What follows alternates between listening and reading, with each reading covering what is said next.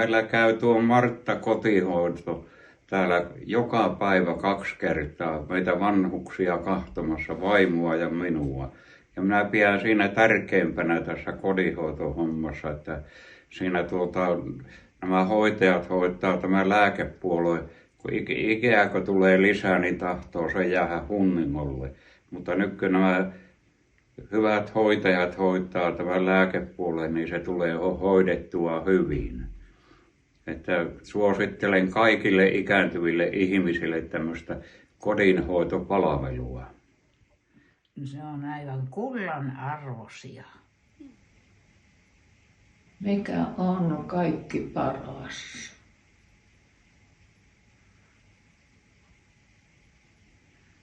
Luotettavuus.